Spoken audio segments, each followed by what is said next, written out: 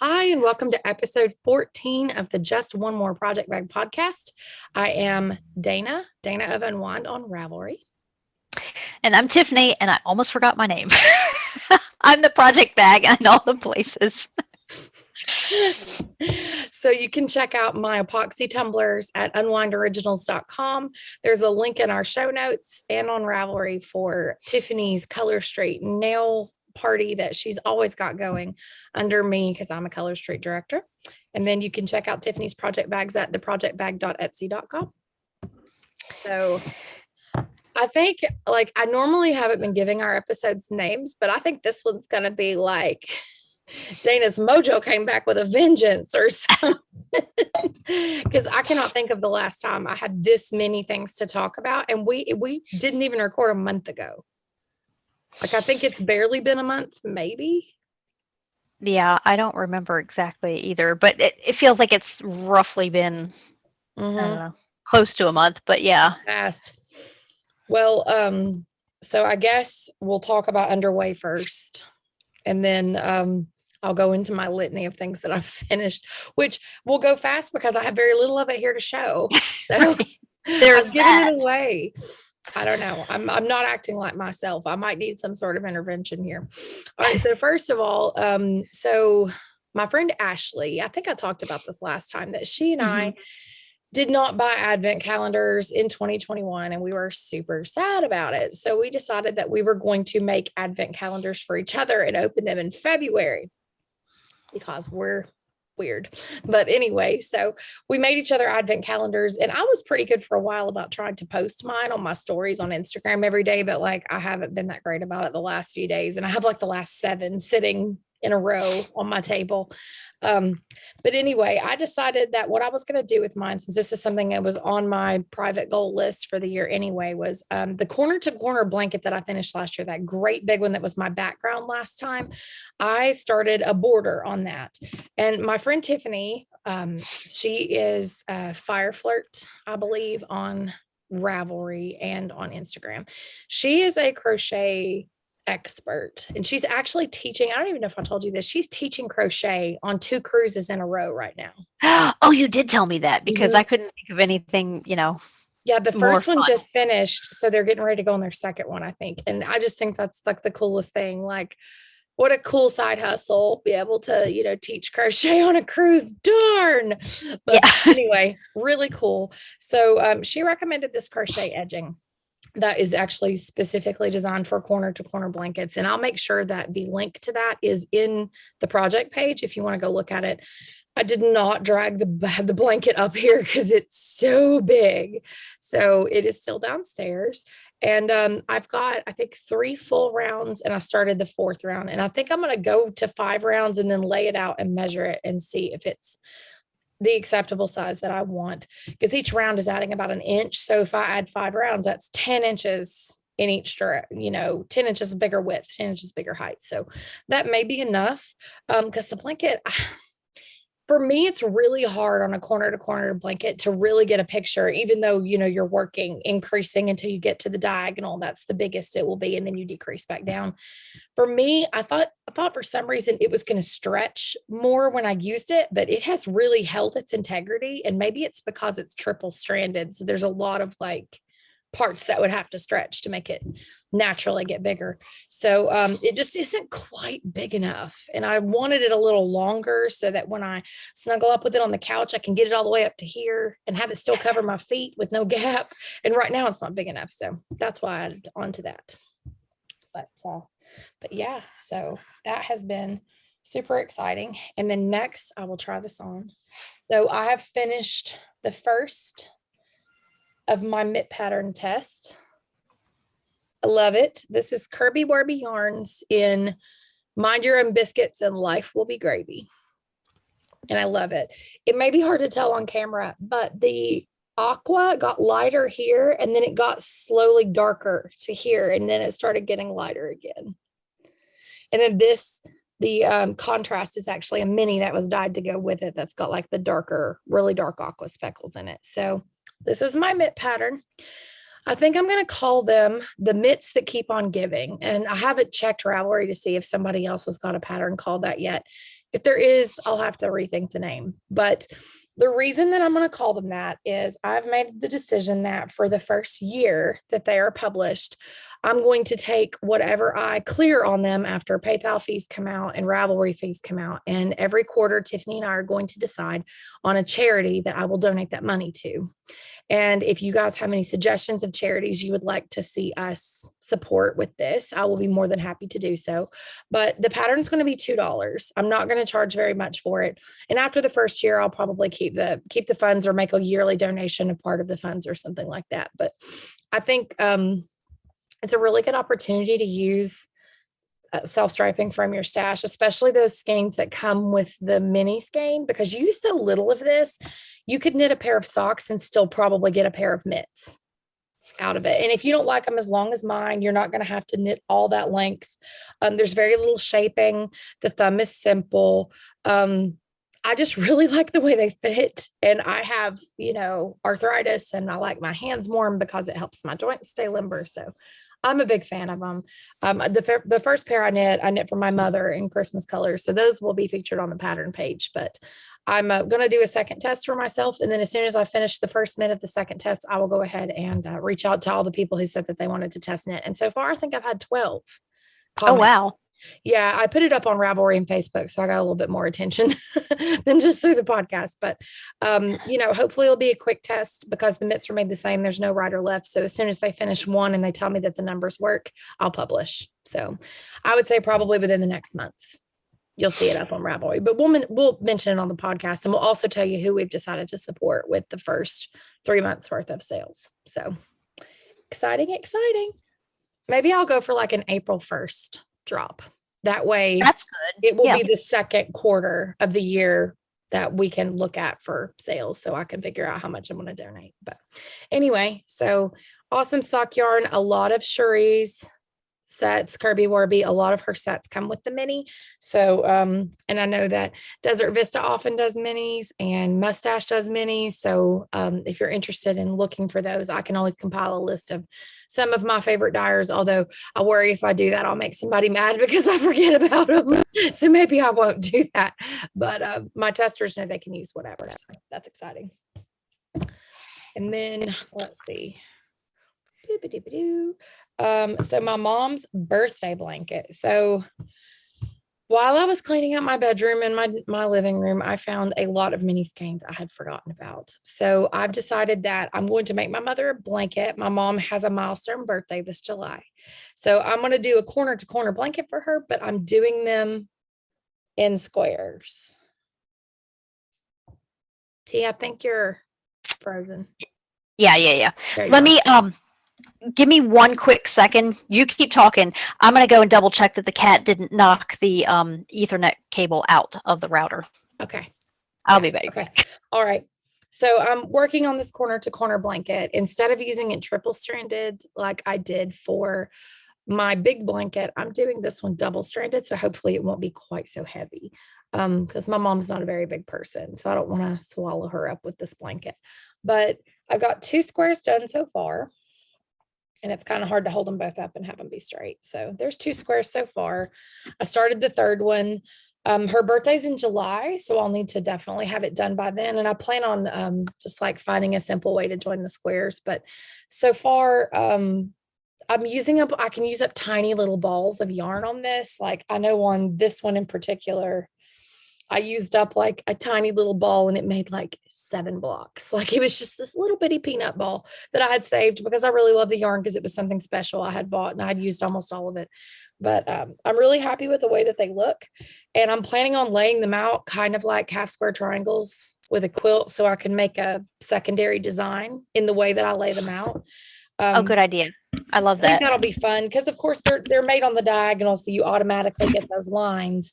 So then I could put the lines where they meet in some way and do diamonds or something. I don't know. We'll figure it out. But I'm going to make 36 squares. These are 11 inches unblocked. Like when I finish them off, they're 11 inches by 11 inches, which it works out to be 16 blocks at the biggest point. And so that would make, a pretty decent size blanket. My mom's 5'2", so it doesn't have to be massive. And I am, you know, as I said, just knitting 2 strands together. So it's not going to be as, I mean, crocheting 2 strands together. So it's not going to be as heavy as mine is. But I want her to have something warm and snuggly and bright and cheerful. And I think that it will be a lot of fun. So there's that. And then my last one, I brought all my scraps up here because this is what I'm going to work on while we record.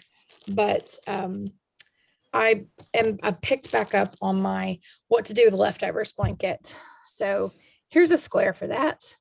They are about 4 inches square. I'm doing 4 rounds. This blanket pattern is by Casapinka. It is free, and it is called the Blanket of Calm.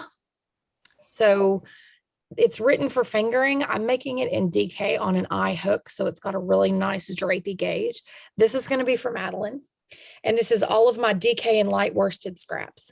So I've got a decent sized bag here full of all the scraps that from all the projects I've finished recently. This is actually some leftovers from a hat that I just knit that, that I just gave away. So this is the only way you're going to see the colorway for that. I'll show it again when I get to that point. But I think right now I'm at 36 squares. I'm going to need like 200 to make this blanket a decent size. So it's going to take kind of a long time and a lot of yarn, but I'm not in any hurry, and Madeline doesn't know it's for her.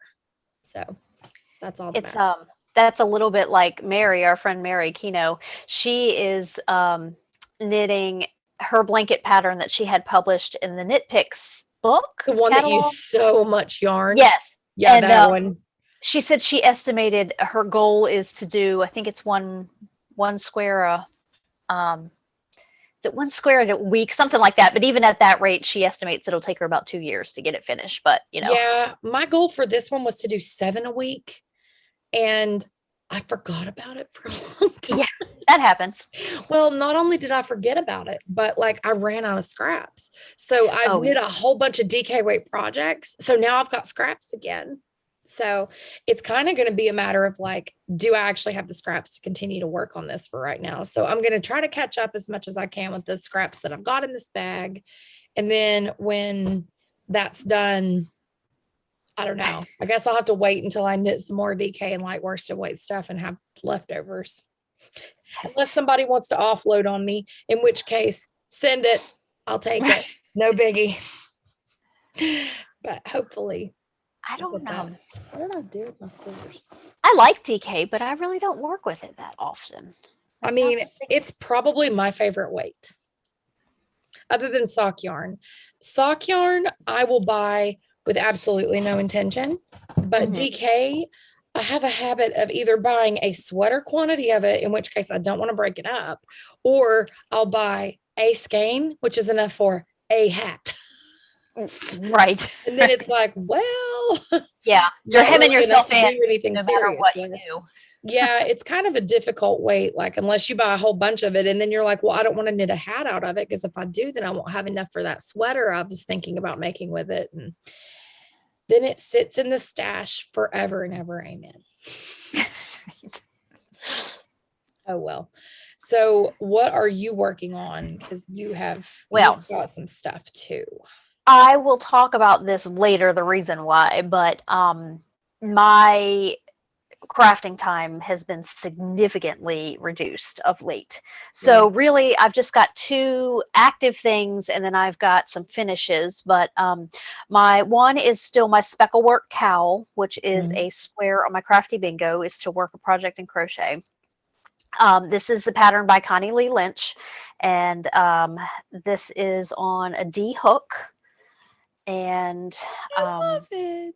Yeah, well, and I've gotten quite a bit into this mini. You have. But I'm only working on it when I'm waiting for Kent essentially to come out of work. So just a few minutes at a time. Yeah, and that's how you eat an elephant, is one bite at a time. That's exactly right. And because it's a year-long goal, I don't have any real time frame to get it finished by. And I'm enjoying it. It's just slow going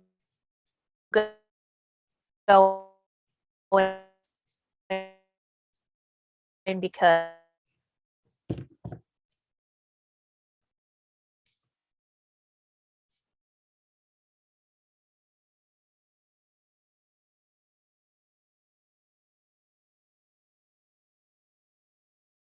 on. I will just tell you that you just froze and like unfroze in little increments, and it was like Crazy. It was like the sloth on Zootopia for a second. It was like it took you like 30 seconds to say 3 words. I just texted my husband, told him get off the internet because I have a feeling he's on there streaming something, and that's probably why it's happening. Okay. So guys, sorry if the audio got funky there for a minute. Hopefully him getting off of the internet will help. Now that you say that, I'm the only one here, but this is ridiculous. I've become that person. I've been streaming a video on YouTube for my cats all freaking day. Oh. Well, because it keeps them occupied and it keeps them out of my hair. Yeah, but it's I get that. like one of those suggested to me by YouTube, because on my Fire Stick I'm not signed into YouTube, and so I randomly suggested to me this video that cats might like. I don't think I've searched anything on there related to cats, but apparently YouTube is listening, just like all the other things.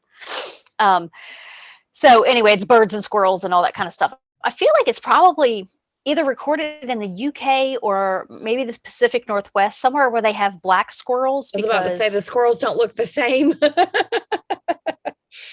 they don't look the same. And there are they're chickadees, but here we have Carolina chickadees, and these are not Carolina chickadees that I'm seeing. They sound the same though. They pretty much sound exactly the same.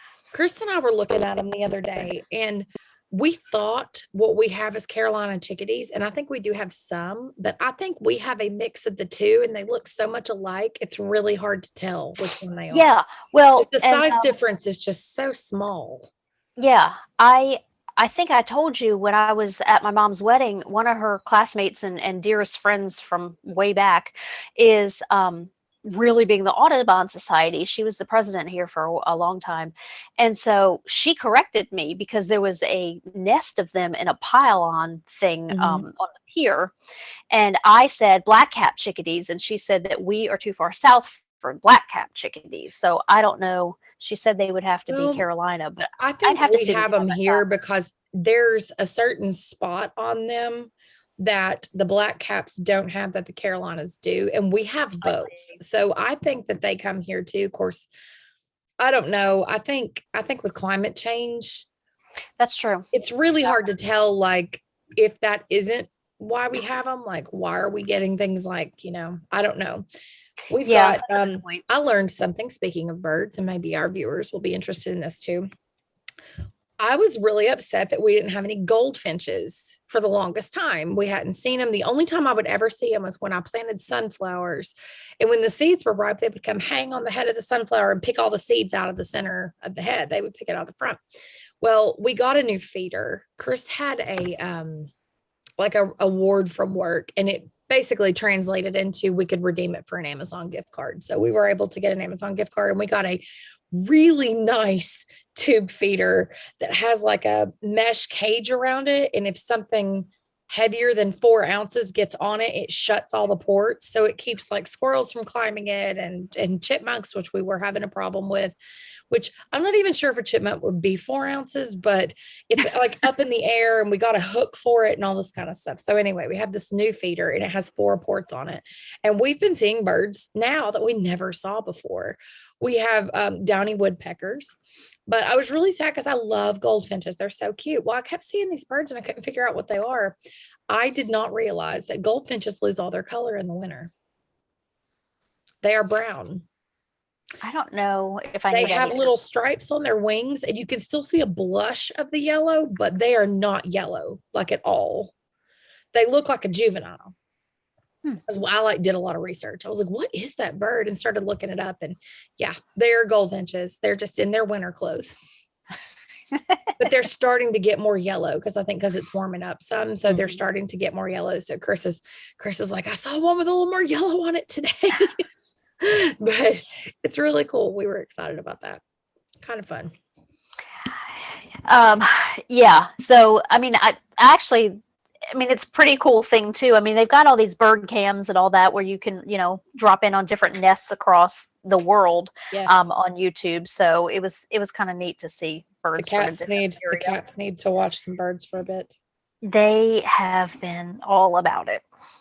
Okay, so my second whip is the 21 and having fun Oh, shawl. that is so Um, pretty. Thanks. I've still got, like, this is the last section of this, and then I've got another garter section, and then I It's a think I'm little finished. shawl. Um, It's not very yeah, big. I don't. I mean, I might be wrong. I might be totally off on how much more I have to do, but because on the pattern picture, it's pretty big. Yeah, Um, maybe it just blocks out a lot yeah, bigger than it looks it like right now. could, but this is okay, 21 and Having Fun by Callie Monster. She's the designer. I'm working it on a 6 or a 4.0 millimeter. The turquoise color is Emma's Yarn Super Silky in Ice Baby. That's a 80/20 merino silk. Hmm. And then the jewel tones is Hedgehog Fibers Sock. It's a 90/10 merino nylon in eel. I love So it. It's so pretty.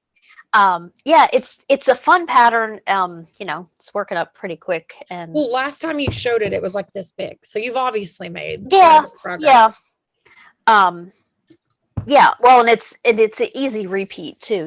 Like a lot of times you're just slipping these stitches, so Hmm. um, there's a lot of stitches when I have the full amount on, but then you drop them to twist them, and Yeah. anyway, that's I can guarantee it's not going to be finished for our 2-color shawl cowl Yeah. for this time, but it's okay. I'm going to finish it because it's another one of my Crafty bingo. squares for Crafty Bingo. Yeah. Very cool. And I'm enjoying it and I want it. Very, very good. Nice. All right. So concluded. Now it's time for me to talk for a while. This is always Ta-da! Dana show. ta-da. Okay. So first of all, I finished the night shift that I showed last time. I ended up working a total of 13 sections, which it ended up being, you'd have to look at my project page, but I think it was 66 inches along the longest edge. It may have been even bigger than that. I think actually it was, I think it was 70 something. I think it was 60 something. And then when I blocked it, it gained some length. But it is big. It's a very large shawl. It has like Schlanket level sizing. I did use quite a bit of the yarn, but I think I have enough to do one of the shift cowls for myself, but I don't want to do it right now. I've got all of the yarns kept together in a project bag with the yarn, with the needle I'm going to need. And I have the pattern downloaded, but I'm kind of over it with that pattern for right now. I need to work on some other things. That's That was, completely understandable. You yeah, spent a lot of time with that thing. yeah, I did. And I finished it. It was really insanely fast. Like, see if it'll let me open my project page. My phone is kind of like sticking. There we go. Yeah, it did. Okay.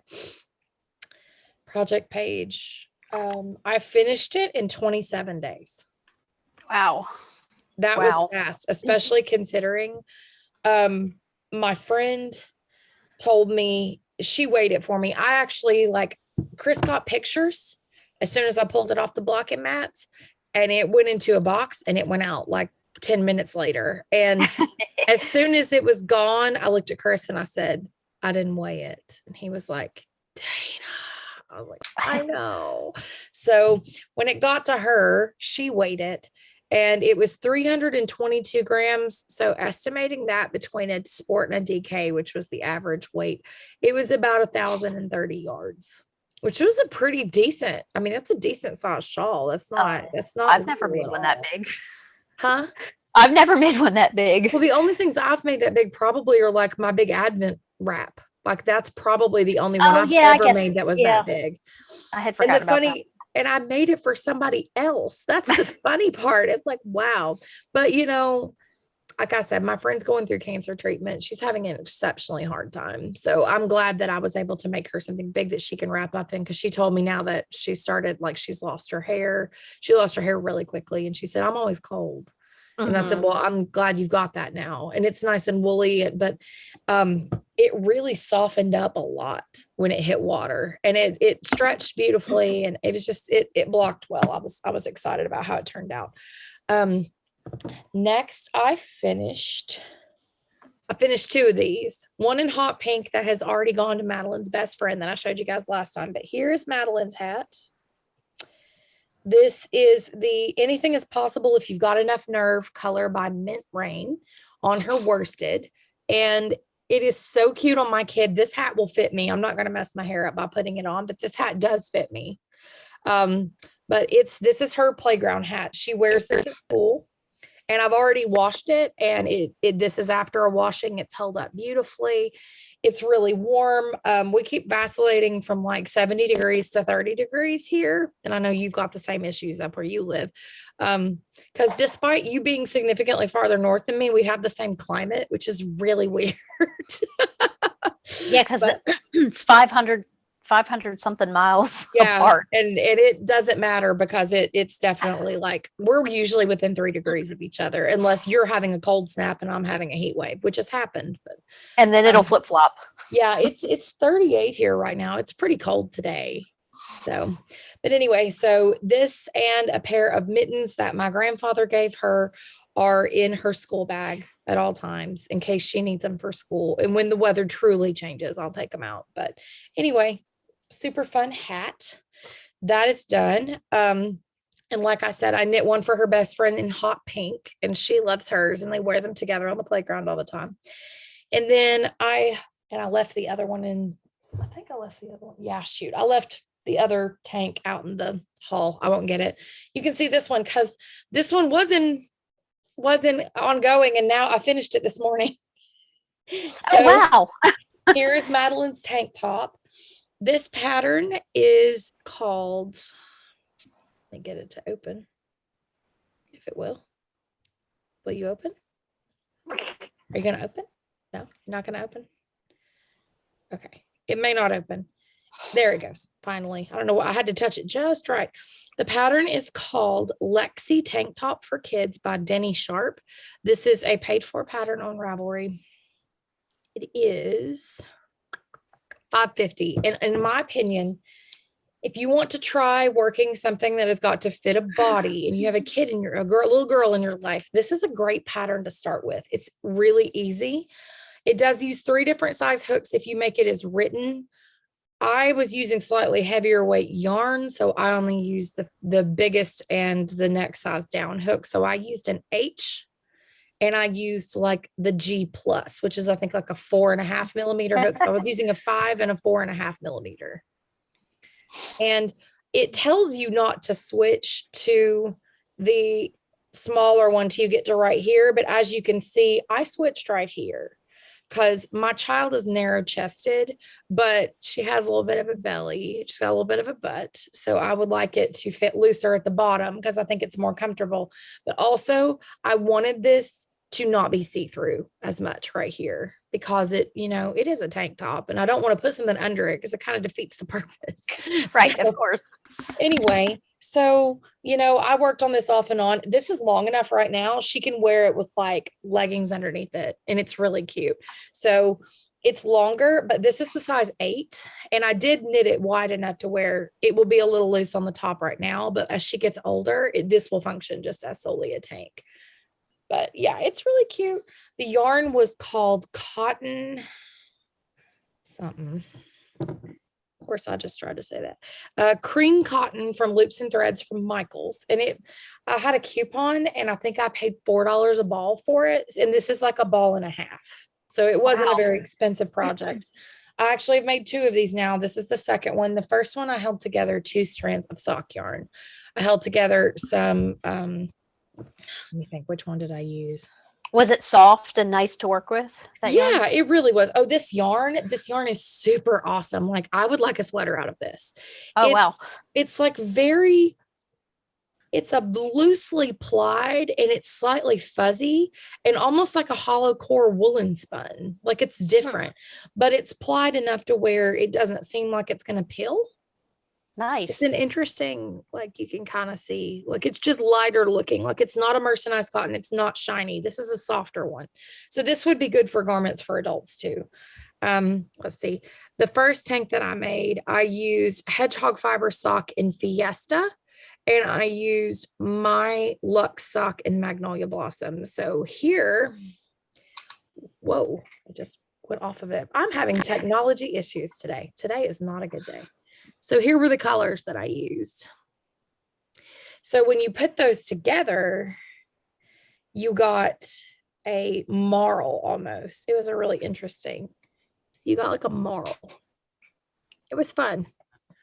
It's Fun pretty. to work with, but I will say I used all but just tiny little amounts of those skeins, and that tank is heavy. It's really heavy compared to this one, especially. Mm-hmm. I mean, didn't really have a choice there, because it's two 100-gram skeins of stock yarn. So it's 200 grams of yarn. It's, it's a lot heavier than I really probably would have made if I had thought about that ahead of time, but she doesn't seem fussed by it. She's not really worn it for real yet, but she wore it around the house and she was like, it's comfortable, Mom. I can move my arms. And I was like, good. Glad. But Immediate feedback. yes. And it counts for my crafty bingo because not only is it my first child's garment in crochet, but it also was my very first time doing a picot edge in crochet. Nice. Never done that before, so that was fun.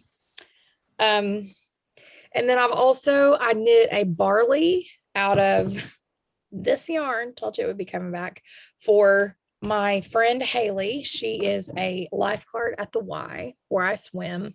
And she was just like having a real hard time for a while. So I knit her a hat because I felt like she needed it. And she wears lime green all the time. So I knew that color would be good. But she was just so excited. And that day I gave it to her, it actually matched her socks that she was wearing. So Definitely she meant was to be. thrilled. Yeah. And she's been wearing it a lot. She can't wear it around the pool because it's hot in there. So, but she wears it the minute she leaves and she's really happy with it. And then I knit, the last thing I made is a Zuzu's petals for my water aerobics teacher, who also is going through a lot right now and feeling very underappreciated. And I basically knit that thing in 2 days.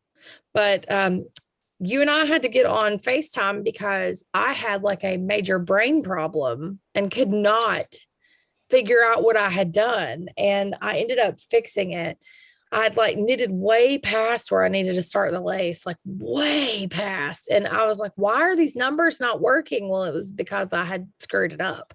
So, Well, I made it before, but I don't remember if back when I made mine, did she always offer multiple sizes depending on your weight? no, there were 2 Okay. sizes before, and now there are 4 in that pattern, which once I downloaded the updated pattern, I'll be honest, I was still having a bad brain day and I just still could not figure it out. But it was literally like, I think I was following the wrong set of numbers. I think I was Yeah. following the fingering numbers because I knit mine in Yankee Dyer, Yankee Soul yarn out of double stranded because I wanted it to look kind of watercolory and I wanted to break up any pooling in the yarn because it was kind of space dyed. And it's beautiful. Like there are pictures of it on my project page if you want to look at it, but she was so happy with it. Like she looked at it and she looked at me. She said, she's a knitter too. And she said, nobody's ever made me anything before. And I said, well, they have now. And she was like, this is so pretty. I don't even know what to say. She's like, I barely knit in pearl anymore, much less do anything this complicated. I said, it's not that complicated, but thank you. I said, I just wanted to make you something special. And she was like, that means so much. And then she texted me later and she texted me a picture of her cuddling a kitten at the animal shelter. She volunteers there and she was wearing the cowl and cuddling the kitten. And I was like, 2 of my favorite things with one of my favorite people. She's really special. She's a good person.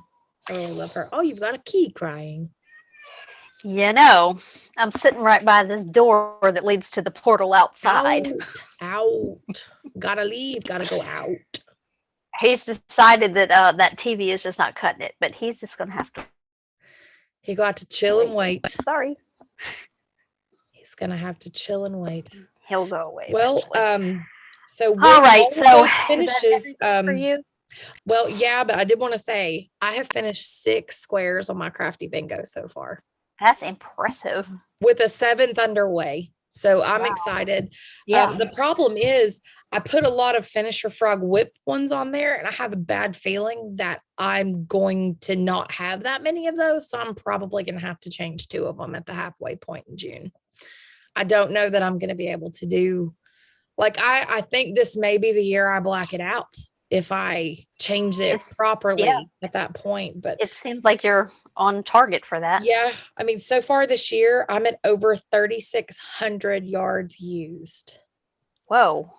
That's like, I barely knit 6,000 yards last year altogether. And I knit a couple of sweaters last year. So I'm kind of amazed right now. Yeah. Like I said, I've had some sort of like revelation, and I'm just crafting like crazy. And honestly, it's funny. You put the crochet goal on your card. I should have, because that's all I'm doing right now. So crochet and fool. Go ahead. Well, all I have finished since the last time we recorded was I had finished one hat for my friend's children, and that was one of my squares, was to do hats for each of her 3 children. And now I finished the whole family of hats. There are 5 hats. So That's a stack of hats, man. that's right. And now that I've shown them, I'm going to be able to mail them off. So this one is the toddler hat that I already had finished, and that I don't remember what my numbers were, but I had already talked about it, so I didn't write it down. This one is a 4 to 5-year-old size, was what I was going for. So it was 77 yards used and 72 stitches around. Excellent. This one is a 6-year-old size, and it used 88 yards and 78 stitches. So, all of them, they're really is not that great of a difference between the two, but I've got little tags that I'm going to use to put on each one of them, so that whose hat is whose. Yes, yeah. I mean, although I'm sure they're probably going to be pretty much interchangeable. And then mom and dad's are this is the adult small, and it's 92 yards, and I did 84 stitches, and then dad is 103 yards, and adult medium at 90 I stitches. love that you reversed it for the parents, and I really hope they get a picture made with their family. Oh, I'm sure they will. There is no doubt. They'll probably be at some kind of Syracuse event and wearing them. I hope so, because that will be amazing, and I want to see it. And I really still want to do pom-poms, but you made a good point about like not being able to remove them to wash them, and especially if you're doing kids' hats. So they're going to appreciate them no matter. It's just me wanting to be a little extra. But so that's what I've got finished, and this has just been. It was really good, given everything that was going on, to have a project that was just round and round and round. Yeah. That also. Wasn't socks. Your gauge isn't crazy, so your stress level must not have affected it. Right. Nope. I just, put my nose to the grindstone and get done what has to be done. So anyway, and I still have, I was even thinking maybe mom's birthday is in May. Maybe I'll make her some fingerless mitts, or maybe a duotone cowl or something like that. Maybe I will do this, so that her hat is opposite of what the cowl is, something like that. But anyway, cool. We'll see. And these were, the blue was Hobby Lobby I Love This Yarn in the color Royal, and the orange was Big Twist Value Solids, which that came from Joann's in just the orange colorway. Cool.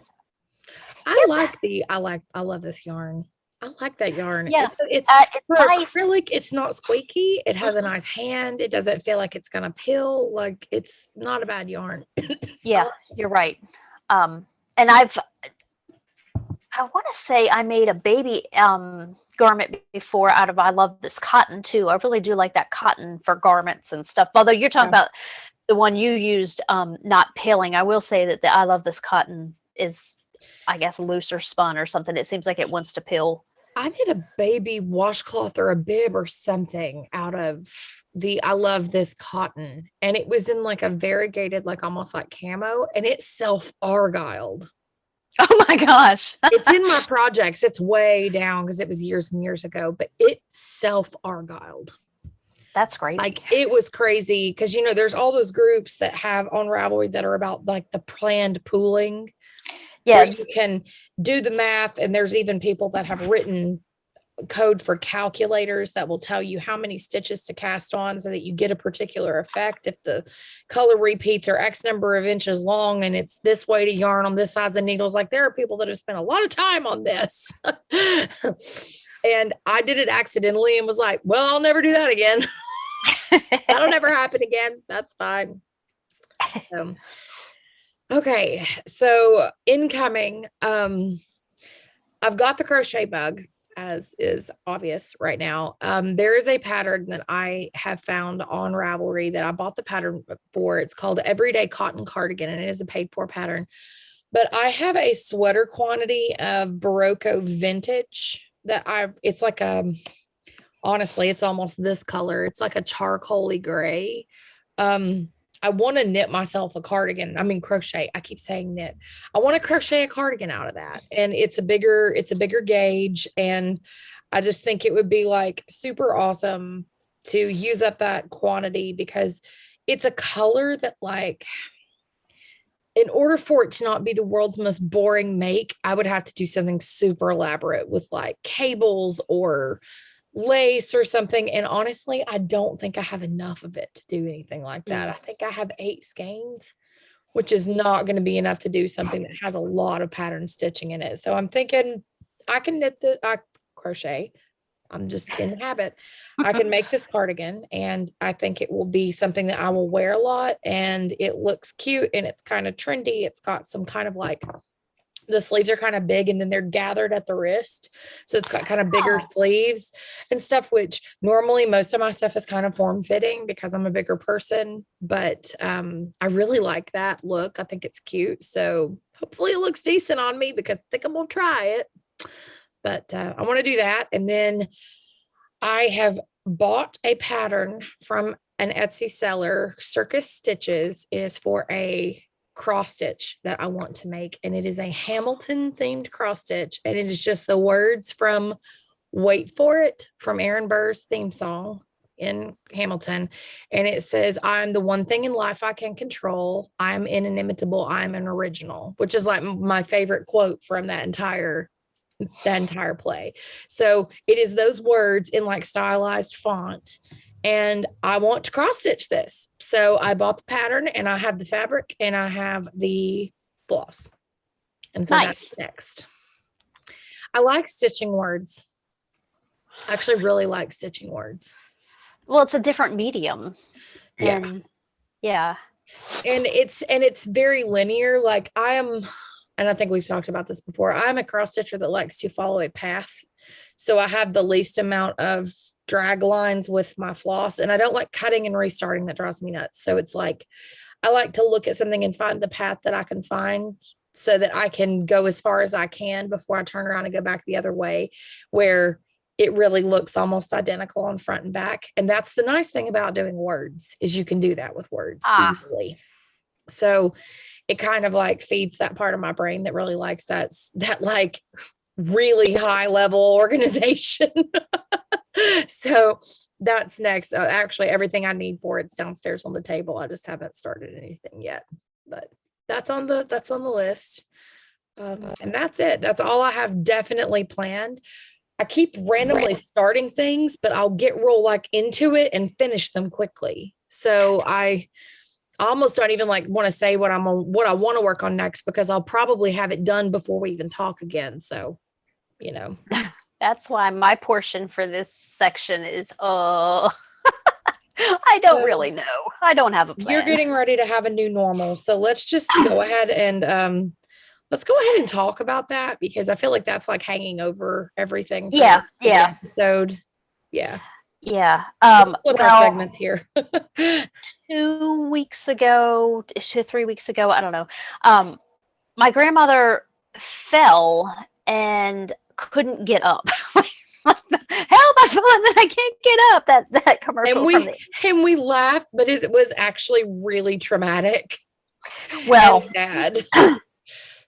let me tell you what the ironic thing is that she's got one of them damn life alert buttons that commercial was based off She of, but not she wasn't wearing it? wearing it because Ugh. mom had taken her to the doctor that day, and so she didn't wear it, in the presence of my mother and going to the doctor and all that kind of stuff. And so when she got back home, she forgot to put it back on. But I don't know what they do in situations like that anyway. I guess they just bust down the door if they can't Yeah, get in. they do. Um, Well, usually you have something on file with the company of where the spare key is so but that they there's no can get spare in. key is the problem because I actually I hid a spare key a long time ago without her knowledge because she would freak out and she would fret about someone finding it. Like I couldn't tell her that I'd hidden the spare key, but I thought it would be a bad situation in something like that. And I had to use it one day and I couldn't find it. I'd hid it like under a big rock. And I don't know if she had found it or if it just buried itself down deeper. I don't know what happened to this Maybe to the key. so. Well, it's really hard to do like a spare key because I mean, thieves do know where to look for things like that because people always put them like in the downspout or Mhm. under the doormat or wherever. So, like coming up with a place where you can put it where it'll be secure, where you'll remember where it is and where it won't get corroded by the elements. It's kind of like it's honestly better just leave one with a neighbor if you have somebody else you can leave one. Yeah. Yeah. Yeah. Well, given that she's got that renter in the basement, he could have provided his key. And Yes. he's not that far away. But anyway, so she fell coming out of the bathroom. Now that we've seen her in action, we suspect that what is actually happening is she wasn't remembering to lock or unlock the handles on her rolling walker, and it just got away from her. Whatever the circumstances, I did that twice post yeah, you just and I you caught grab it and you just myself start both going. times, but I'm young and Natural. strong. Yeah, where you could catch yourself. Exactly. It still scared the tutu out of me. Yeah, I can imagine. But she was able to crawl her way out, she fell in the hallway outside the bathroom, and she was able to crawl herself out to the living room so that she could at least get the phone. She called my mom, and so I'm closer to her than my mom is. So Michael and I went over there. We got her up out of the floor at least, and from there on, she's not been alone. And long story short, she fell again with my mom there a week ago, and she broke her hip that time. So we thought. So 2 days later, she had hip replacement surgery. Surgeon gets in, and it turns out she'd actually broken her hip during that original fall 2 weeks prior. And she is really stubborn. Yes, And she doesn't want to admit herself. pain. Right. Doesn't like taking pills. And it's just kind of like she's ornery. Yeah. I fully intend to be ornery when I hit 91. So if I hit 91, I will be very ornery. I'm just warning everybody now. So, so she's earned her right. But at the same time, you guys would have gotten her help a long time before you did if you had known that she had a broken bone. I mean, come on. Yes, because she like I said, she just expects everyone to read her mind, and she did not articulate herself well. The places where she was having pain, all we knew was that she just all of a sudden overnight couldn't use her leg anymore. Like that leg was useless. Well, now we know it was because it was defective. It was broken, and it was impossible to use. But we just thought. I don't know I just thought, well, it deteriorated. Like I didn't know what was happening. Well, I mean, I honestly wondered at the time if she had a head injury and it was referred pain from somewhere else and it was affecting her ability to process things. Like I was wondering if she hit her head, to be honest. But, I'm like we said earlier, I'm 500 and something miles away. I haven't seen her. I don't know. And, my grandmother went through the exact same thing. And, it's hard to watch somebody lose their ability to do executive functioning stuff on their own. That's really difficult, especially when it's an older person you care about. And, and so your life has now changed because she's not going to be allowed to be alone anymore. So you're going to help her. She's in a rehab facility for possibly 2 to 3 months, depending on how things go. And after that, well, the thing is that because all this, she wasn't able to be alone. We had already set parameters in place. We were working with private in-home health. We had all these things in place already. But I mean, really, the fact that she fell again was a blessing in disguise, because God knows how long it would have been before we realized anything was actually wrong. Well, she never would have healed right.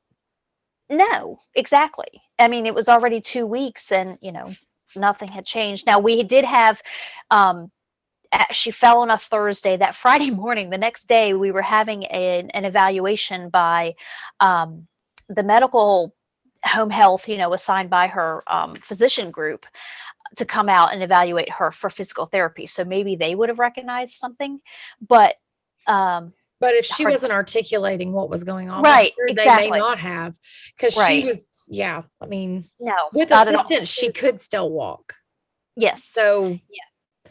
Like, but here's the thing. No, she could. No, she could. She had no use of that leg at all. Oh, like okay. She was dragging it. Okay. She was dragging it. Yeah. That. She had to manually lift it. And then I guess the other side not being able to compensate or hold the weight on both of those. See, when I was 22, though, I have to say, in Grandma's defense, when I was 22, I fell up the stairs and I actually broke both these bones. Wait, this one, both of these bones, plus the bone at the base of my thumb. And I didn't realize it for 3 or 4 days.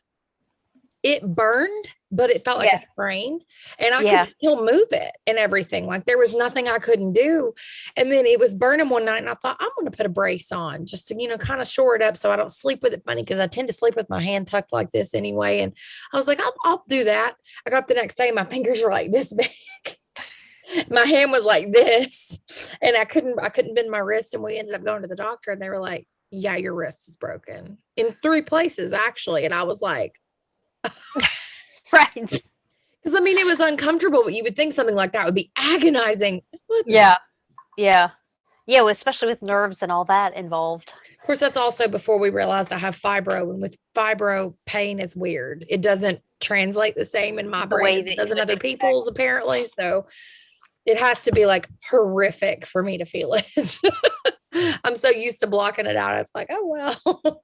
Right. Yeah.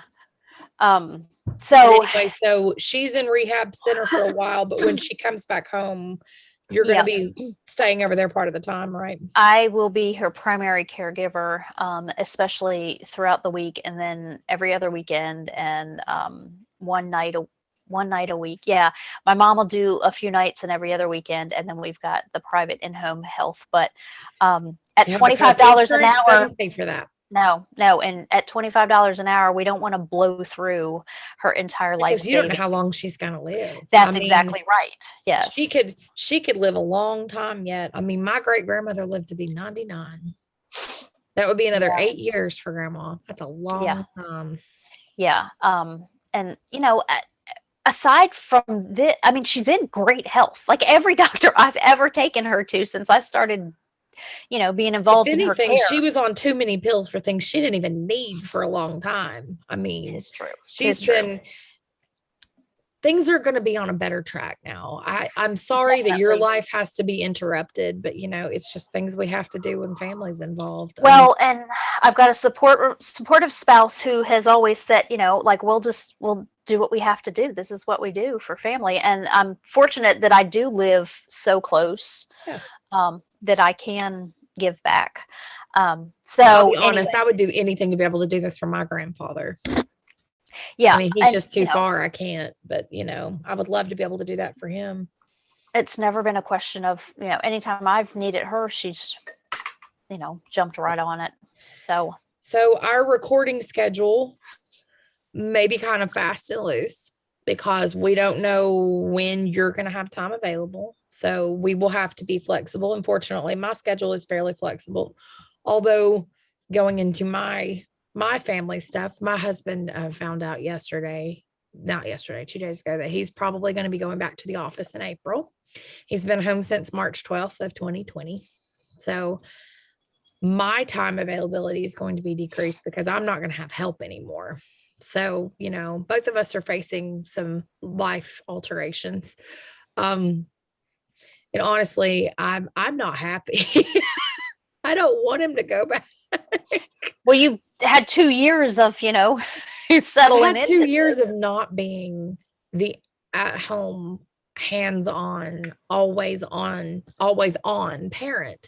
And Hmm. see, before the only time I ever got any kind of break was when my in laws took her for the weekend or when I would run out and go to knitting group. Well, we haven't had knitting group in ages because of COVID and not be feeling comfortable sitting out in public because, either we weren't allowed to because places weren't open or we just didn't feel safe. So, it's just been like, I don't know. I will have to find a way to carve out things that are for me that aren't necessarily just like going to the Y, which is pretty much all I've been doing. Hmm.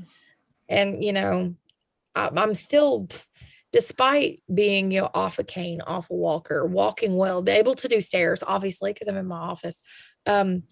I'm still like, I get worn out really fast with my knees. Like I've got a long road ahead. Like I'm still nowhere near where I need to be at 100%. I'm at probably 70.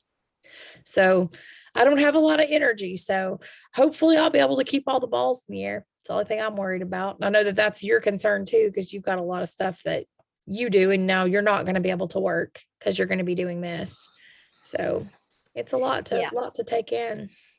Yeah. Right now, the plan is for me to be off on Wednesdays, completely 24 hours off.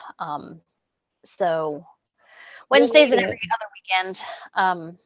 Yeah. So, we'll make it work for as long as we can, as long as we have to. And um, yeah, Well, it is. so if you're the praying kind, say a prayer for Tiffany and for me too, if you feel like it. Yeah. We will Yeah, never turn them down. for sure. Yeah. Um, Um, so, I staying with her, I was doing some knitting a little bit, but then looking around, there's just so much that needs to be done that she hasn't paid attention to, or just needed to be done. And so yeah, I was on my feet a lot, being there, plus still taking you don't Kent. do well with sitting still, even when there Yeah, isn't a crisis. So I you're can right. imagine that that's probably like, but you're going to have to pace yourself because you're going to burn out.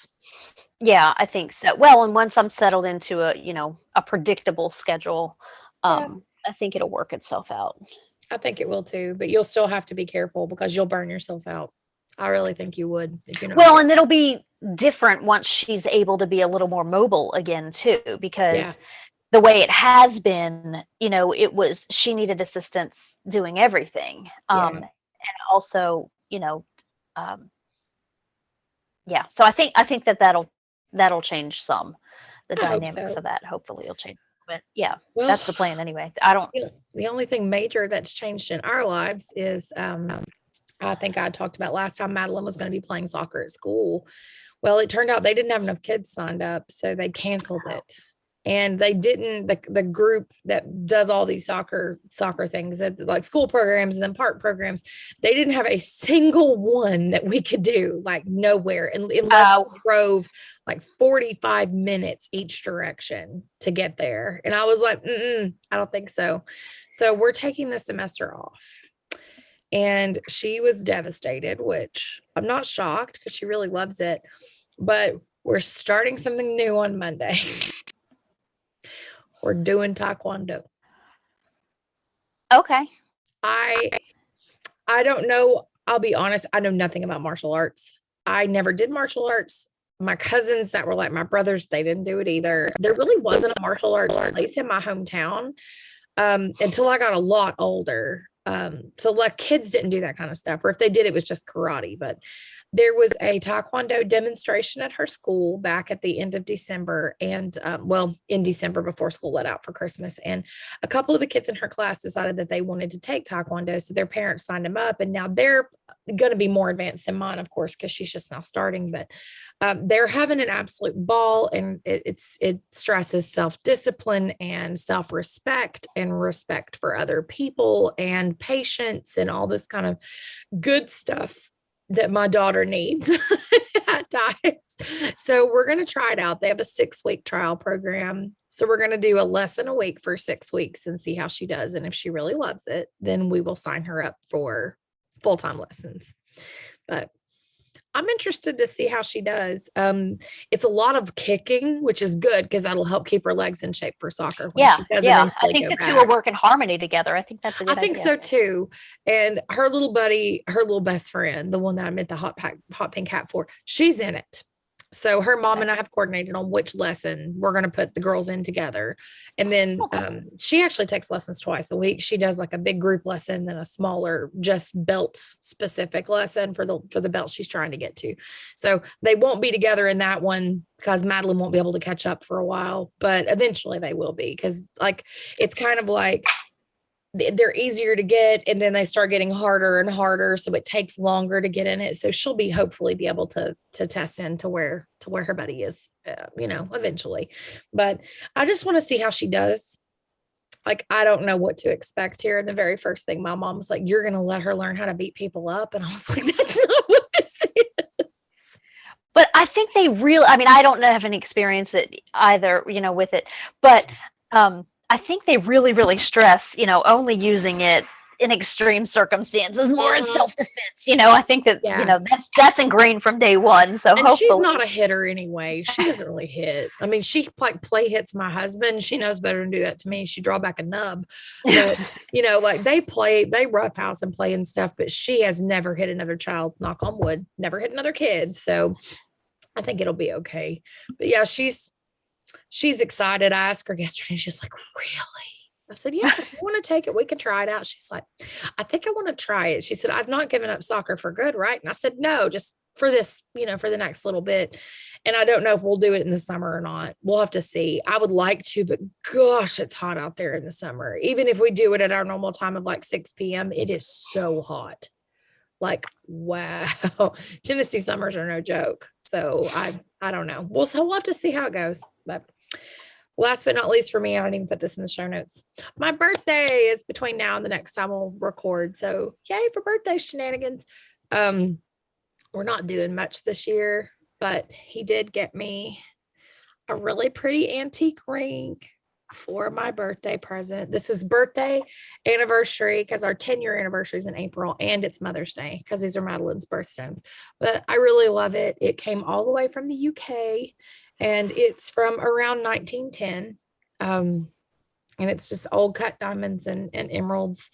And I really love it. I've been wearing it in lieu of my wedding set lately because my wedding set needs to go in for some polishing and stuff. So I've just been wearing this one. That works. Like, are you not going to wear your rings anymore? I was like, I'm wearing this one now. Leave me alone. But it'll fit on either hand. So, but I really love it. I was excited. It was a special gift. But yeah, we like antiques. I like old stuff. I like rescuing old stuff because a lot of people will just get it melted down and get the money. And I don't know. They don't make things that look like this anymore. Just like your ring. They don't make things that look like that anymore. Yeah, I really like that it's it's one of a kind, and the workmanship that went into it, and the the design, the thought behind it, the stories. I have no idea what the story is, but I know the story on my engagement diamond, and I know some of the story on the one he got me a couple of years ago for Christmas, the cluster one that he got me. Mm-hmm. I know that one came from an estate in Nashville, and I know a little bit about the background of that. And my engagement diamond came from somebody who had been married for 67 years in my hometown, and their children could not decide who would get the ring, so they sold the parts. Okay. And they took it apart and sold us the diamond and melted down the setting, which the setting is like, back then, everything was done by hand. So there were no like mass produced pieces. So like, that's the part that kills me about when people sell their antiques, like they take that setting apart and then it's gone. And then that piece of history is gone. And that piece of your family history is gone. Mm-hmm. So I'm rescuing other people's family histories now. I told Chris, I honestly don't care if I ever have another modern piece. I want all antiques from here on out. And I never thought I would say that because I used to like really modern stuff, very clean lines, all that. And now I'm like, give me all the flowery stuff with lots of swirlies and curlies on the gallery. Like, give me all that. I love it. But Yeah, you're not likely to find that now. no. I mean, I haven't looked at modern jewelry in a very long Well, time, and if but you do, they're mass produced. And so somebody else out there has got a ring exactly like yours. And the ring that you guys got for your anniversary and this one, like they don't like you won't find anything that looks exactly like that now. So that's kind of special. But yeah. yeah, so that's my birthday celebrations are entirely too early, but that's okay. It's my 39th birthday, so it's not like it's the milestone one. Next year will be different. Well, and speaking of that, I ordered something for you today that it's going to come early because she only ships on Mondays and Tuesdays. So, it was either get it early or it was going to be late. So I opted for the early. I'll probably sit on it because I'll be honest, I don't think I have any gifts coming from anybody this year except for you. Because this one came so early. Well, that's honestly, true. Yeah. I would have held off on buying it until closer to my birthday, but it was of course one. And I was like, if that gets sold, yes. and I also thought, well, it's going to take it at least 2 weeks to come in and go through customs and come. No, we had it 3 days after she mailed it because she sent it express and we had to sign for it and all that kind of stuff. So yeah, I was like, it's really early. Chris was like, do you want it now? And I was like, it's not going to sit in that box for 2 weeks. That's not happening here. You've been with me long enough to know. Exactly. It's like, don't do this to me. I mean, he did that to me for 3 months with my engagement ring. It was in a drawer for 3 months. And I was like, why is it not in my hand yet? And then he finally proposed and I finally got it. But yeah, it was ridiculous. I'm not patient. Not anymore. But anyway, that's all we're doing for my birthday. I don't even think we're going to be doing a birthday dinner with the family. Like we'll see my in-laws, but I don't think we'll see my mom. So I don't know. It's gonna kind of be low key, kind of sad, but I'll save the package from you. I'll open it on the day. Okay. That's not that long. I'll be a good girl. Yeah, I guess that's probably all that's going on with our where the wild things are, which I guess we're the wild things now. Right. So what about Maker's Moment? Do you have your reborn baby where you can show it? I do. Okay. Okay. So 3 years ago, I bought this kit and I was telling Melissa, my neighbor friend, I don't really remember how I even stumbled into this whole art form. I can't recall at all. It had something to do with the internet. And I'm willing to bet. And rabbit holes and probably something either late at night or early in the morning. Probably so. I probably saw something on social media that got me curious, or either that or probably YouTube, something to that effect. So 3 ago, I bought this kit and it was a good deal at the time. So I just bought the kit, but then I researched and analyzed this thing for 3 years to figure out how I wanted to do it and then the process. Because when you get one of these kits, they come, obviously they're sculpted to look like real babies. If you buy one finished, they're a fortune. This is wow. And it's floppy like one too. Oh, he's super floppy. He's not quite finished. I'm not going to be able to get very good details in there, but he looks so real. Doesn't have look at his little ears.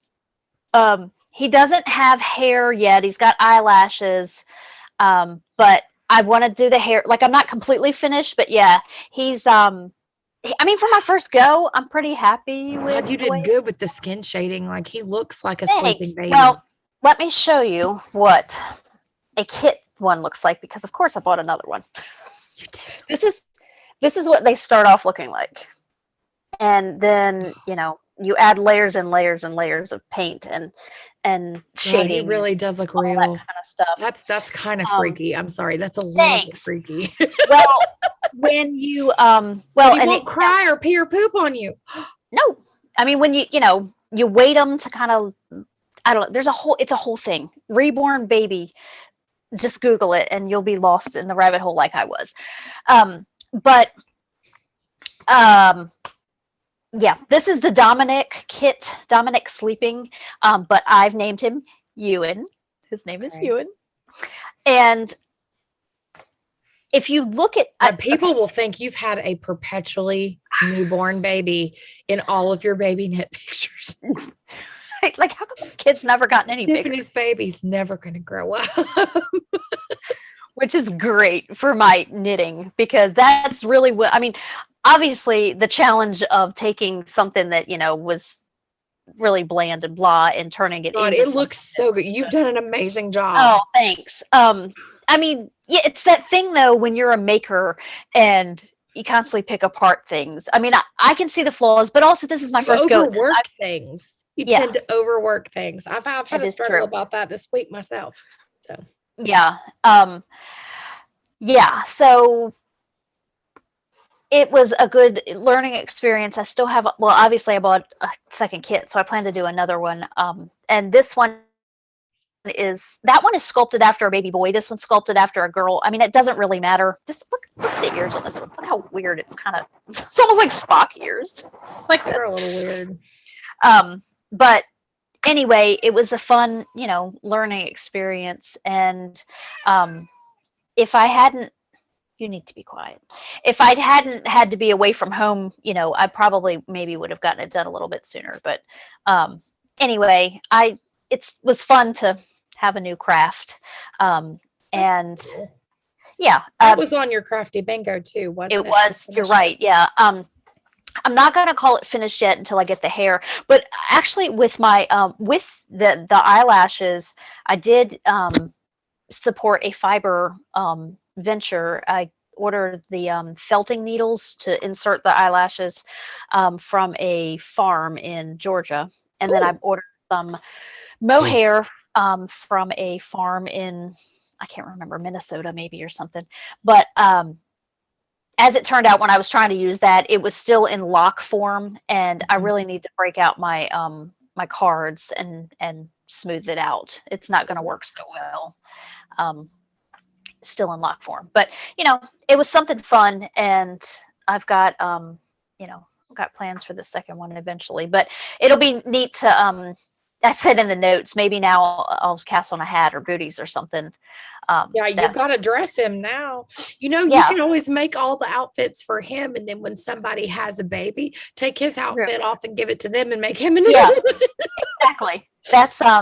That's true. I had bought this little outfit for my nephew when he was first born, and you know, never gave it to him. But I mean, this hat, I don't know who this hat was supposed to fit, because it doesn't fit very well on anything. But anyway, that was, at least he's not naked right now. That's right. And he's got his cute little this was one of Kent's diapers, like the little cloth diaper. Yeah. And I put a scent wafer in him so he smells like baby powder.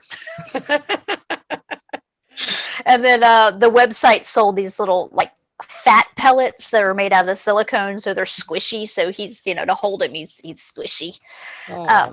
So anyway, yeah, I guess I'll bring on the baby knits at some point whenever I well, at least you'll have one like you can try them on him, like, and he's legit sized. So you'll know that if I make it a little bit big for him, it'll fit a fat baby.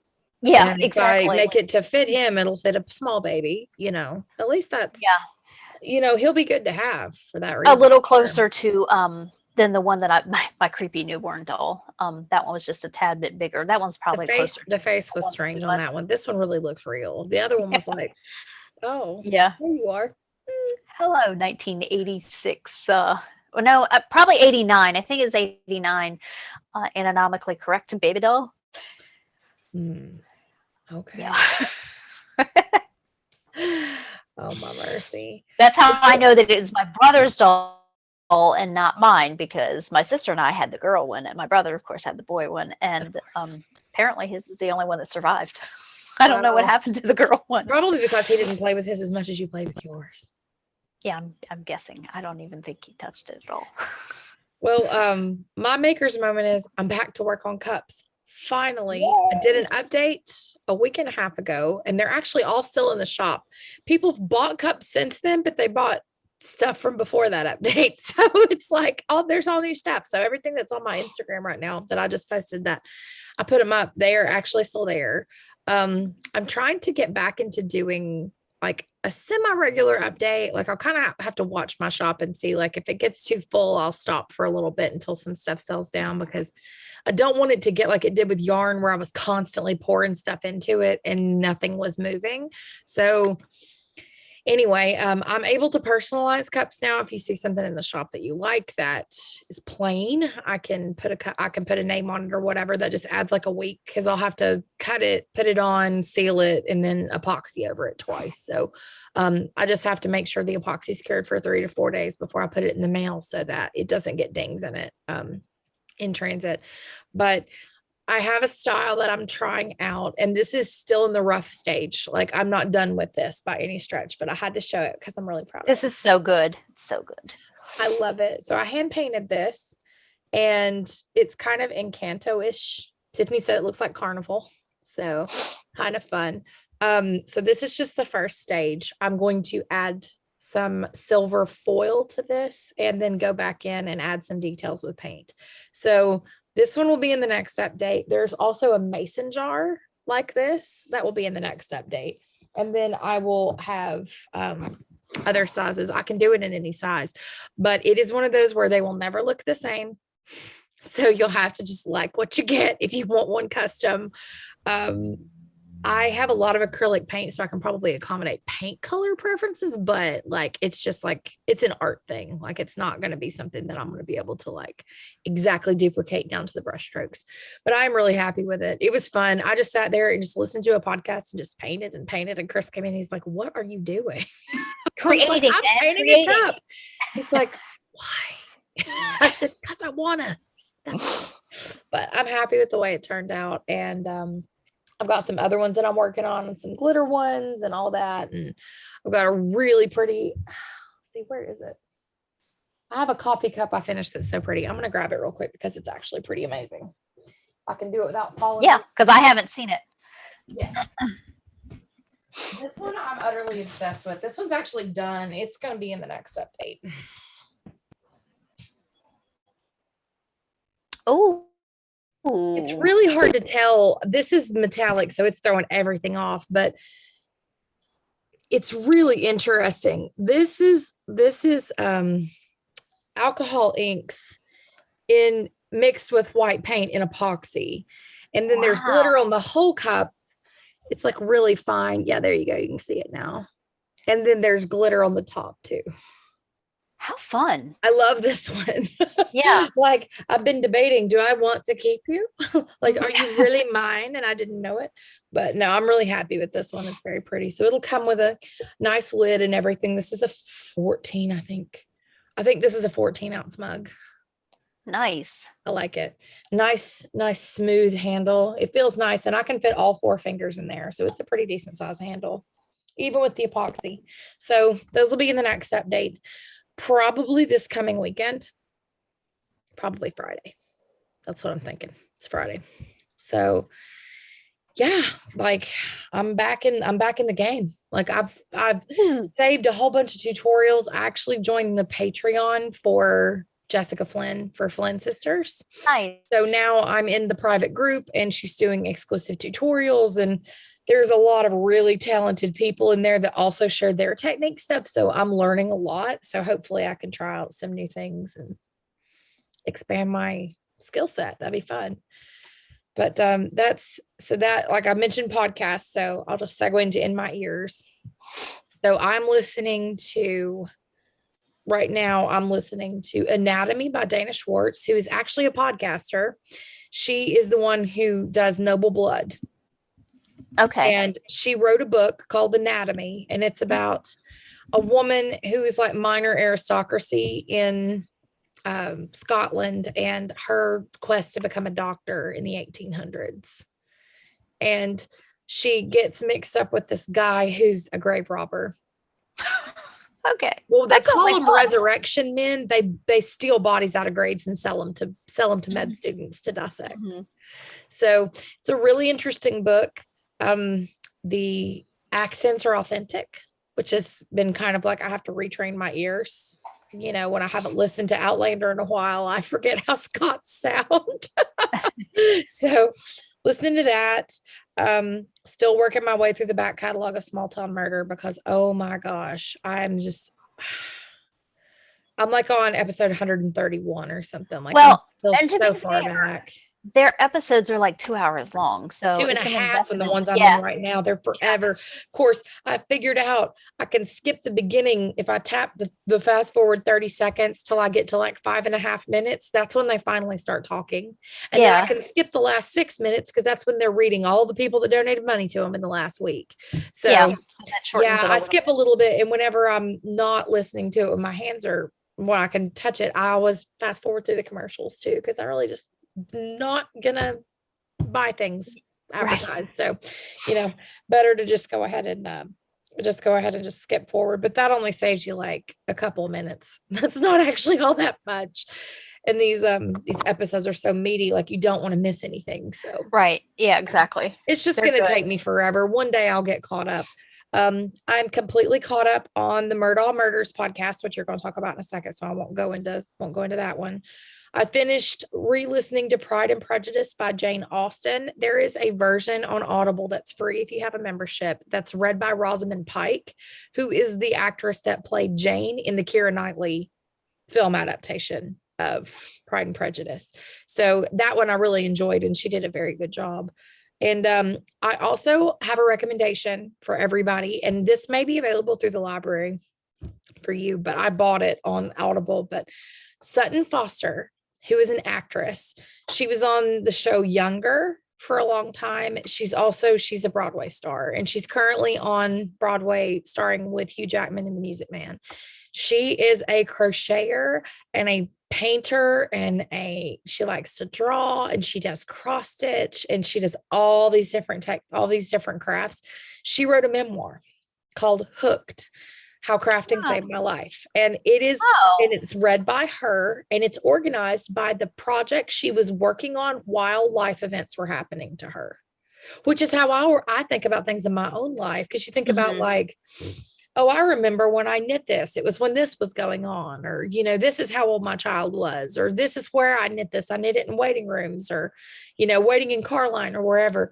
Like, I chronicle my own life in my crafting. So it's interesting to hear her do the same, even though she's this like big famous person, Tony Award winner, all this kind of stuff. But it's a really enjoyable book. So if you like memoirs, or you like hearing people talk about crafting that you don't really associate with crafting, like I think this is a good book that people would enjoy to listen to. I enjoyed it very much. Yeah, it sounds like it. It sounds, Yeah. like it would be applicable to many of our viewers. Absolutely. So tell me your feelings on the Murdaugh Murders, and you're not through all of the episodes yet. Right. So. I think it was episode 33 that just dropped this week or whenever it was, the most recent one, and I just finished episode 20, so I'm not terribly far behind. Yeah. It helps that they're less than a half an hour long, most of them. But boy, do they pack a punch. Oh, for sure. They are. Mandy Matney is the host, and she's well spoken. She's well researched. This has definitely become her life's project, and she it's is wild. not going to rest. No. Right. Somebody's going to have to take her down, which I hope doesn't happen. I hope not too, because apparently she has gotten death threats. Yeah, you had told me that. But I it's enthralling, and it is just so hard to believe that these people are so wound up in so many different areas of this. Looks like an onion. As soon as you think you understand what's happening in the story, something else is revealed, and you're like, now wait a minute, what? Like, Precisely. We've talked about this before. It's a big, multifaceted, like, there's drugs, there's potential murders committed by family members, there's the death of the wife and the son drove a boat into a pylon and killed somebody. Like, there's a lot of things that are involved in this. And now it's come out, that the dad has got so much money he's embezzled and nobody knows where it is. Like, and it just, and things about where it might be have started coming out, and like they still don't know. And like the federal government's investigating and the state government in South Carolina is investigating. And it's like nobody's really talking. Just it seems like there for a while, every week he got hit with 10 or 15 more indictments for something else. And he started out with like 7, and now he's up to 70 something as of a couple of weeks ago. So, and they're saying it's the tip of the iceberg. They're nowhere near done. It's so far removed from any experience or anything that I've ever known to think that you are that untouchable and that important and that self-absorbed. It's just beyond anything. So it's fascinating for me to hear it from my point of view. You know, both grew up in small towns, and we knew people that lived in our small towns that thought they were untouchable. And for a long time, maybe they even were. But the sheer number of things that these people have done that are really illegal, and they were doing it for a long time. It's like, if the son hadn't driven the boat into the pylon and killed that girl, I don't know that any of this would have come out. You're right. I yeah, really it's a series of events that even started it. Yeah. It's just crazy to me, because it's like, you know, they are nothing special. And that's the one thing I hope that this whole situation shows people all over the place, is that nobody's above the law, and that just because you have money and you've got family money and you've been established in a place for a long time does not mean that you are so special that you could go around killing people, running drugs, embezzling and stealing, and just get away with it forever. Like, and just the psychological aspect of the story. Like, the more I learn about the dad, the more I'm like, what is actually wrong with him psychologically? Because there is obviously something not right there. And I don't think he's a psychopath. He's got some sociopath tendencies, but like, was it a risk-taking thing? Like, did he get off on the adrenaline of knowing that he was getting away with something? Like, is that what this is? Because like, up until he paid somebody to try to kill him too. So that's coming. If you have not listened to this, get ready. It's the craziest story you've ever heard. It's worse than any Lifetime movie you've ever heard. It's insane. Like, up till like the day before that, he was still stealing money from people. And it's just steadily unfolding too. We're still we don't know how far this is gonna go. Honestly, Mandy Matney and Fitz News are a huge reason that a lot of this has come to light, because if she hadn't not taken no for an answer and gone out and dug, I don't know that any of this stuff would have happened. Like, I really don't know that he would be facing this much indictments, and that people would be finally getting the courage to come forward and say, listen, I'm a victim of this man. He stole money from me, and now he's facing all these charges. But it's going to be like blood out of a turnip. I don't think that money even exists anymore. He's done something with it. I'm interested to see where they eventually figure out where it went. Like, I'm sure there's a whole team of forensic accountants out there somewhere that's their only job right now, is to trace Alex Murdaugh's money. Yeah, so it definitely gets a high recommend from both of us if you're into true crime or into psychology or into just developing too. Like, you're hearing this in real time, and it's not done. It's nowhere near done. We've got years to listen to this. So you're not that far off the mark if you're just now getting started. You've got a lot of backstory to learn, but you still got more stuff, lots more to come, way more than we know even. So check it out. We like it. Definitely listen to the Mandy Matney one, because she is the one who's on the ground doing the real work. A lot of the stuff you'll see in other news is there's taking stuff from her and twisting it, or they're just reporting rumors. But her stuff is like, she can substantiate what she's talking about. So what's on your nails? I keep seeing you flash them. This is Leaf It To Me. I love it. And I'm liking it a lot. That base color is boss. I love that base, like that white with the blue tint to it. Oh, yes. So good. Well, Fort Worth, it is my absolute favorite of all time. So I think I am enjoying it because it reminds me a lot of that. But when did I do it? I did it, what is today? Saturday? I think I did it Tuesday night or something like that. So yeah, it's holding up pretty well. Mine have been on for a week. This is heartthrobbing. You are not going to be able to see this. It's got little like heart motifs on it. This is actually from the Valentine collection.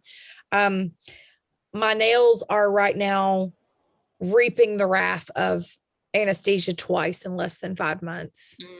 And they are just like, they're destroyed. The skin around my nails is destroyed.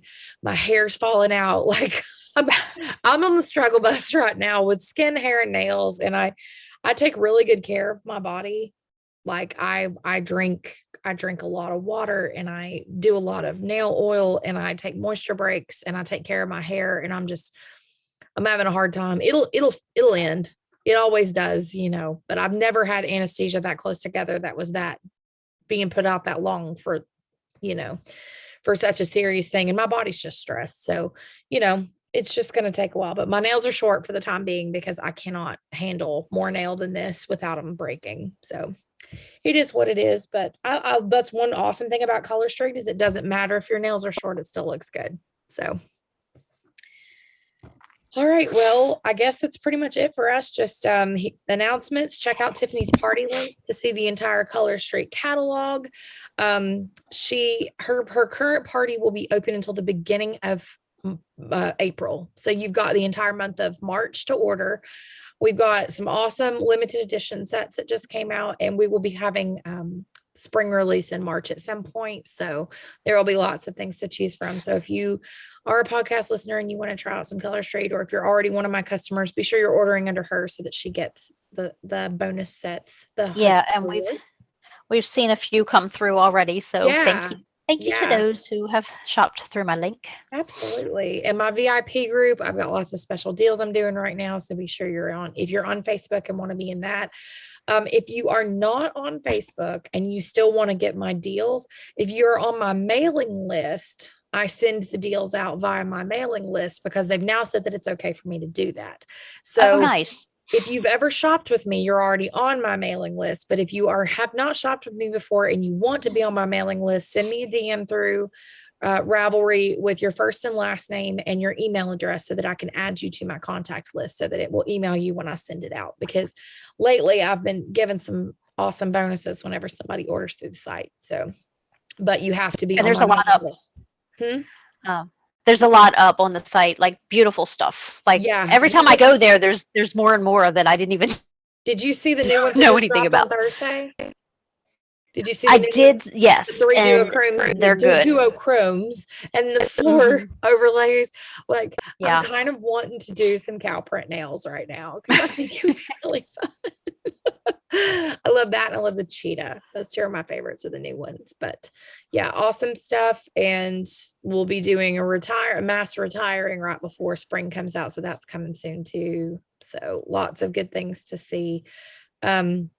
And I guess I should go ahead and say this because it'll happen between now and the next time that we record. Color Street is going to be doing a price increase in mid-March. We've never had one in 4 years of the company, but like everything else, supplies are going up in cost and distribution is going up. So they're going up not a regular amount on all of them, which is kind of strange to me, but I don't run corporate, so I don't make that choice. But there will be a new price list coming out that will be effective as of March 15th. So if you want to place an order and get things at right now's price, it's a good time to do it soon. So just letting you know. And I haven't even told my VIP group that. So the ones of you that are in my VIP group, sorry, you're hearing it here first, but I do have samples if you want to try it. There's a link in the show notes for that too. We are no longer participating in Amazon Associates. We talked about that last time. Things were just getting too weird and we weren't getting paid for people that were purchasing through our link that had told me that they were and had sent me screenshots and all this, and it wasn't giving us credit for anything. So I'm not sure what the disconnect was, and Amazon didn't seem like they cared enough to help me. So I just shut the account down. And so we are now just doing this on our own. If you want to financially support us, which it does help because, you know, we do still mail stuff out sometimes and we're having to pay for our blog hosting and stuff like that. There's a PayPal donate button on the side of the show notes blog that you can use to drop us a couple of bucks, and we appreciate it. You don't have to, we're not asking you to do it like we need it so bad, but if you want to help us, we do appreciate it. You know, it's a nice way to show us a little thank you for providing content. So we appreciate that. My Just Finish It person contacted me. Did yours? Yes. Yep. Okay. So we can We don't really need to cover remove that. that. So, yep. And then our new craft along, we have not completely decided what we're going to do. Tiffany had some really good ideas over what we're going to do for March and April. So just watch the group. We'll post it there and then we'll mention it again on the next episode. But since it's not quite time for it yet, I don't really want to announce it just this moment, but we'll put it up on March 1st so you'll know what's going on. Yeah, no doubt. And it's going to be a small then project. Next time I will we say record, that it's not going to be anything big. It's going to be something smaller. It's Yeah. smaller than the shawl that we asked you to make this time. Yeah. So you'll have plenty of time if you want to participate. And we've had a lot of participation I'm excited with about these it. first 2 months. So yeah. Well, I think we left it we've seen open some really pretty where projects come through. Yeah, there's been some beautiful, huge shawls made. And a lot of them like really inspired me. I think I queued some stuff because a lot of them were like scrap friendly. And, you know, I love scrap projects. They are like my favorites. I seem to generate a lot of them. So generate a lot of scrap. So I'm always looking for a way to use those up and, you know, good things. So thank you for those who have participated, and we will draw for the winner and just announce it in the group. And then we'll mention it again on the podcast just to congratulate the person that won publicly. But yeah, you won't have to wait to find out who won until we record again, because it'll probably be late March.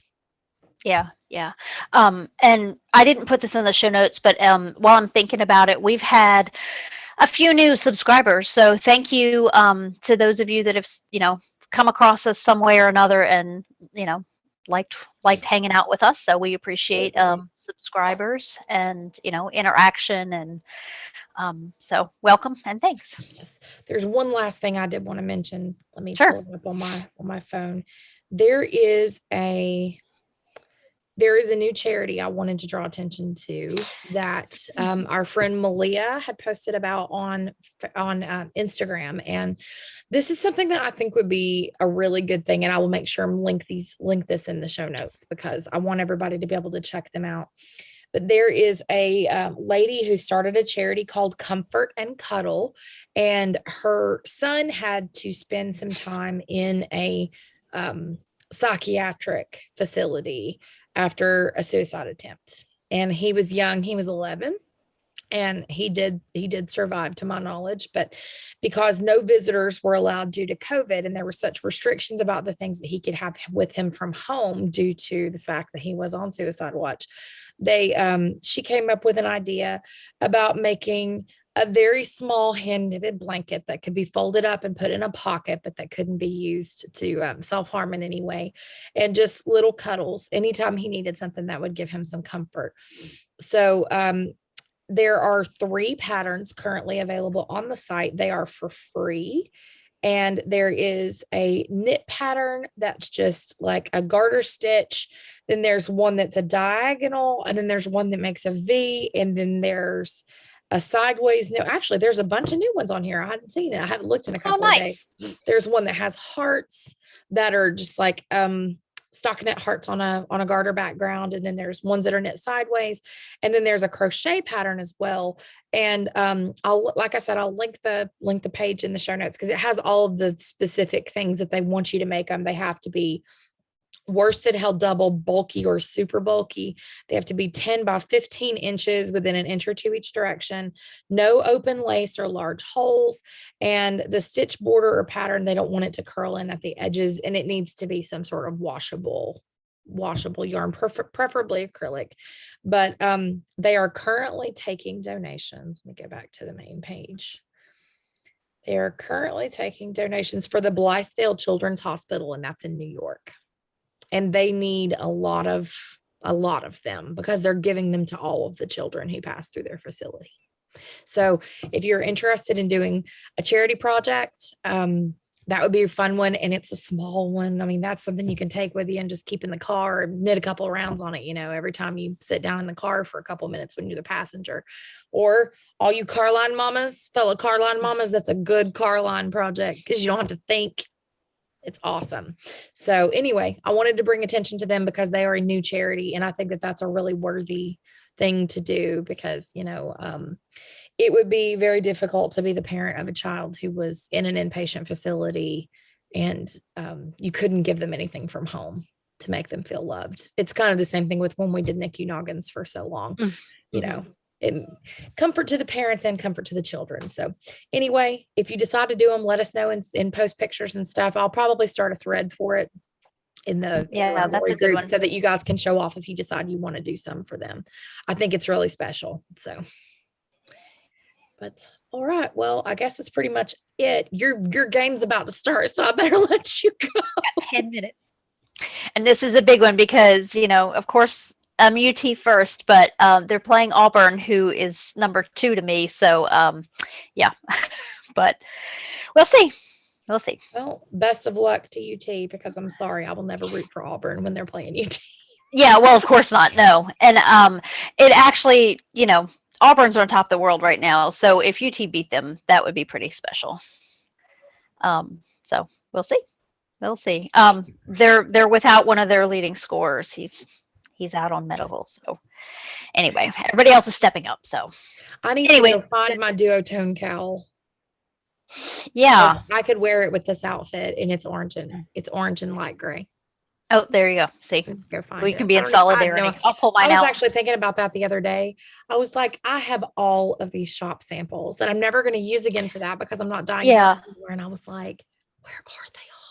Like, where did they go? I'm going to have to dig everything out because I've got so much knitwear that I've never actually worn because I made it for a shop sample and it just lives with that stuff. So yeah. Better get a man on that because that's kind of insane that those are all trapped, especially since they're all cold weather accessories. Yeah. We have a month left of this. And that's what I was getting ready to say. Yeah. We're moving into March now. So, that's what I said about these hats, getting them sent off that, if I don't do it soon. On that. Although, we still have a couple. We probably still have at least 3 or 4 more cold snaps. Think about the first into the wool. It was in May. You're right. And it was 30. Yeah, you're right. Just never know. That was the worst. Yeah. All right. Well, guys, thanks for joining us. And we really hope that you've enjoyed the episode. Leave us a comment on YouTube. Respond on Ravelry. We love hearing from you guys. It makes us want to keep doing this. So we appreciate you for reaching out and talking to us. But we'll talk to you soon. Okay. Bye, y'all. See you next month.